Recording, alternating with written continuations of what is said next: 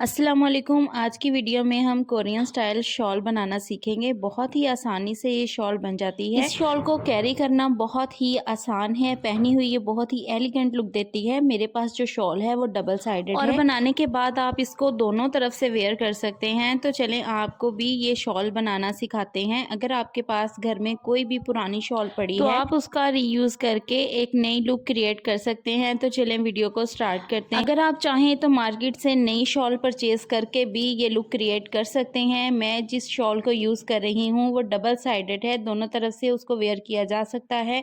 तो यहाँ पे मैं शॉल की मेजरमेंट्स आपको बताऊंगी कि शॉल की लंबाई और चौड़ाई कितनी होनी चाहिए।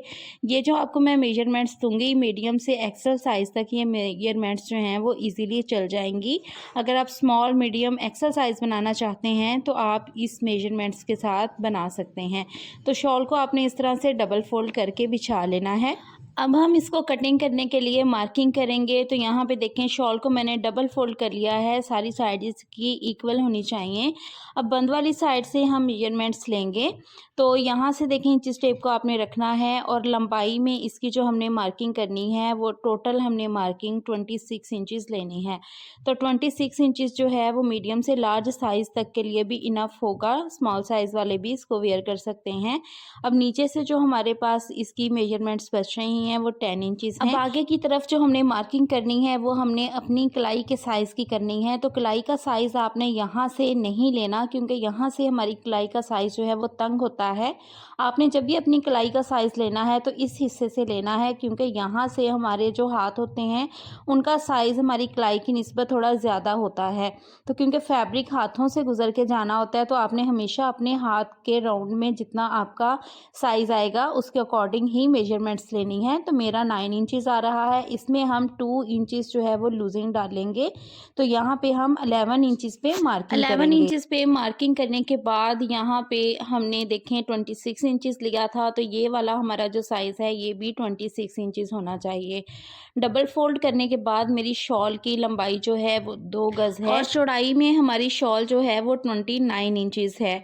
तो मार्केट में जो नॉर्मल साइज़ के स्टॉलर्स मिलते हैं तो उनका साइज़ सेम होता है। अगर आप हैवी साइज़ के लिए बनाना चाहते हैं तो फिर आपने जो है वो थोड़ी बड़ी वाली शॉल लेनी है।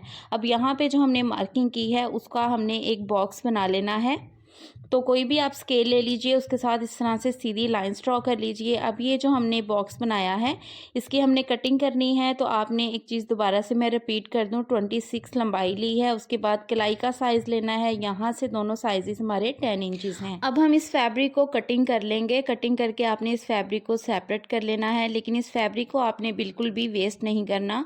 अगर आप चाहें तो कफ के लिए कोई दूसरा वाला फैब्रिक भी यूज़ कर सकते हैं, लेकिन मैं इसी फैब्रिक को यूज़ करूँगी कफ के लिए। तो इस तरह से इस फैब्रिक को डबल फोल्ड करके फ्रंट की तरफ से जो इसके ये धागे हैं उनको कटिंग कर देंगे। अब यहाँ पे हमारे पास जो फैब्रिक बचा है उसको हम अपने कफ बनाने के लिए यूज़ करेंगे। तो देखें जब आपने कफ बनाने हैं तो इस तरह से फैब्रिक को फोल्ड नहीं करना। इस रुख पे आपने किनारी वाली साइड को इस तरह से पलट के तो इस साइड से अपने कफ बनाने हैं। यहाँ पे हम इसको साइज़ करके भी देख लेते हैं कि क्या हमारी कलाई के राउंड में ये बिल्कुल फिट आएगा। तो अब यहाँ पे हमने किनारे पे सिलाई लगानी है। कफ की लंबाई हमने इस सारे फैब्रिक की ही रख लेनी है। टोटल इसकी लंबाई जो थी वो 10 इंच थी। हाफ इंच दोनों तरफ से सिलाई में चला जाएगा। तो सिलने के बाद डबल फोल्ड में हमारा कफ जो है वो 4.5 इंच रह जाएगा।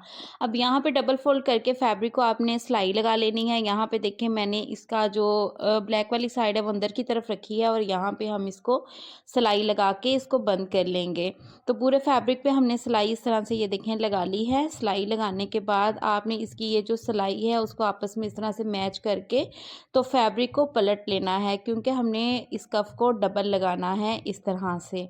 अब ये देखें इसको मैं पलट लूँगी। अगर आप चाहें तो इसके अंदर की सिलाई को प्रेस करके जो है वो बिठा लें अगर आप मोटे फैब्रिक पे बना रहे हैं। अब यहाँ पे देखें हमने इस तरह से जो कटिंग की थी, ये जो कॉर्नर आ रहा है ना, कॉर्नर पे आपने हाफ इंच से थोड़ा सा कम करके यहाँ पे कट लगा देना है। कट लगाने के बाद जहाँ पे हमारे धागे वाली साइड है यहाँ से हमने इस तरह से बारीक सी फोल्डिंग करनी है। इस फोल्डिंग को आपने कट तक करना है।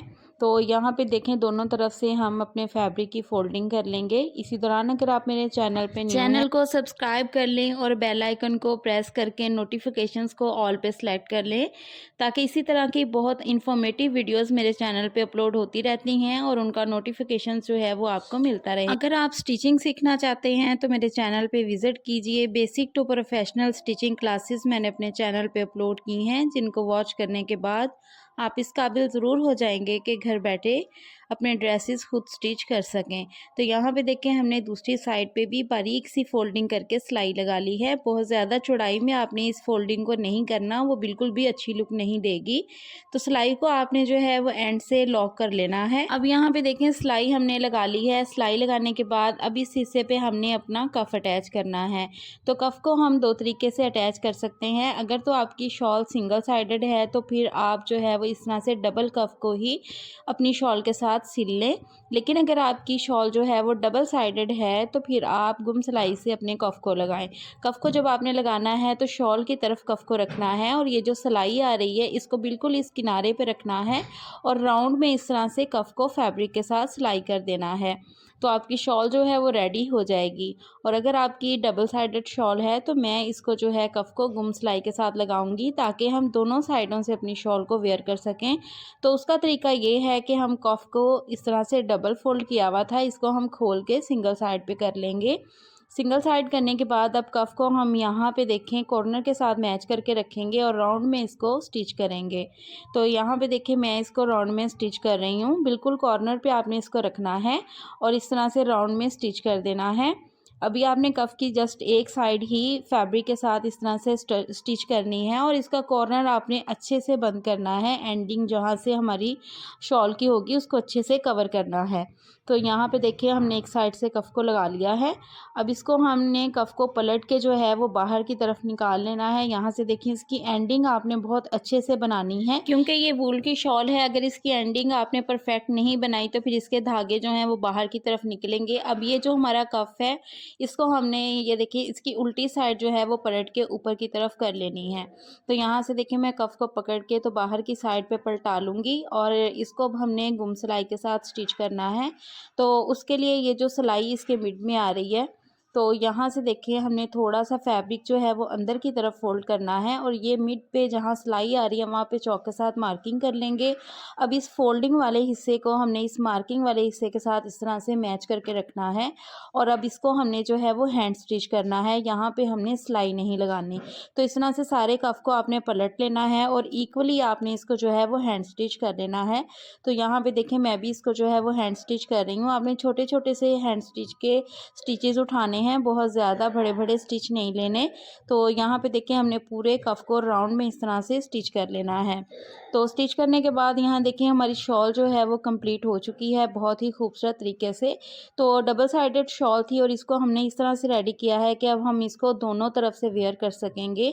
तो यहाँ पे देखिए मैं कफ को पलटा के भी आपको दिखा देती हूँ कि दूसरी साइड से भी हमारा कफ जो है वो बहुत ही नीट बना है।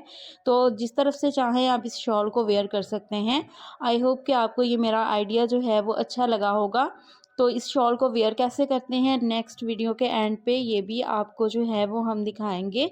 तो यहाँ एंड पे मैं कोरियन लड़की की वीडियो लगा दूंगी कि उन्होंने इसको किस तरह से वेयर किया है। तो ये आप वीडियो में देख सकते हैं कि इसको पहनना जो है वो बहुत ही आसान है और पहनने के बाद इसकी जो लुक है वो बहुत ही खूबसूरत आती है। आई होप कि आपको वीडियो अच्छी लगी होगी। अगर वीडियो अच्छी लगी हो तो वीडियो को लाइक करके चैनल को सब्सक्राइब कर दें। मिलते हैं नेक्स्ट वीडियो में। अपना बहुत सारा ख्याल रखिएगा। अल्लाह हाफ़िज़।